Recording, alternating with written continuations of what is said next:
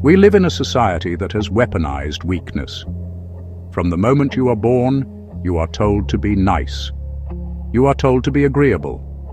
You are told to be harmless. But they never told you what that word actually means. The word nice comes from the Latin word nescius. It means ignorant. It means unaware. When you strive to be a nice guy, you are striving to be ignorant of your own nature. You are striving to be a victim in waiting. There is a fundamental lie that has infected the modern male psyche. It is the belief that being harmless is the same thing as being virtuous. It is not. A rabbit is not virtuous because it does not eat the wolf. The rabbit cannot eat the wolf. It is harmless by necessity, not by choice. That is not virtue. That is incompetence. True virtue is having the capacity for absolute destruction and the discipline to keep it in the sheath. The Swiss psychologist Carl Jung understood this better than anyone. He spent his life mapping the terrifying depths of the human subconscious. He introduced the concept of the shadow.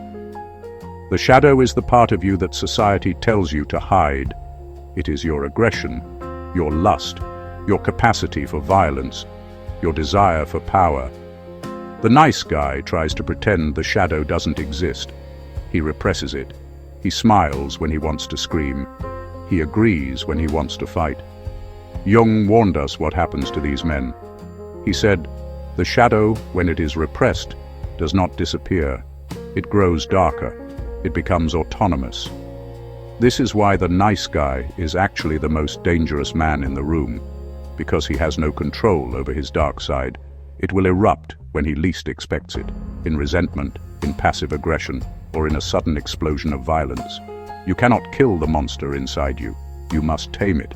You must integrate it. As Jung said, no tree, it is said, can grow to heaven unless its roots reach down to hell. Peterson, the modern psychologist, famously clarified this distinction. He argues, "A harmless man is not a good man. A good man is a very dangerous man who has that under voluntary control." Think of the men you respect. Think of the men who have changed history. Were they nice? No, they were formidable. When a dangerous man walks into a room, you feel the shift in the atmosphere. You respect him not because he is harmless, but because he is capable. He could hurt you. He could destroy you. But he chooses not to. That choice is the only thing that makes him good. If you are incapable of violence, you are not peaceful. You are merely defenseless. You cannot protect your family if you are harmless. You cannot protect your legacy if you are harmless. You cannot stand for the truth if you are afraid of conflict. The world is full of wolves. If you are a sheep, you do not hold the moral high ground. You are just lunch. The samurai of feudal Japan lived by a code of extreme violence and extreme politeness. They carried two swords, the katana and the wakizashi. They were masters of death. They spent decades learning how to cut a man in half with a single stroke.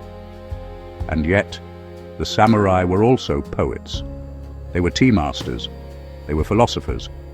Their symbol was the cherry blossom, beautiful but fleeting. The samurai understood that you can only truly appreciate peace if you are intimate with war. There is an old warrior proverb. It is better to be a warrior in a garden than a gardener in a war. The gardener in the war is useless. He panics. He dies. The warrior in the garden is at peace. He can smell the flowers. He can enjoy the silence. But if the gate is breached, he is ready. His sword is in the sheath, but it is sharp, and he knows how to use it. This concept even corrects a thousands-year-old translation error. We are told that the meek shall inherit the earth, and we interpret meek to mean weak, submissive, and soft. But the original Greek word used in the text is Praus. Praus was a military term. It was used to describe a warhorse that had been trained for battle. A warhorse is a terrifying beast. It has thundering power. It has massive muscles. But it is Praus, it is meek, because it is under the absolute control of the rider. Meekness is not weakness. Meekness is power under control. It is the sword that stays in the sheath until the moment it is needed. So how do you kill the nice guy? You stop apologizing for your strength. You stop seeking permission to exist. You acknowledge the monster. Go to the gym and become physically dangerous. Learn to fight so that you never have to.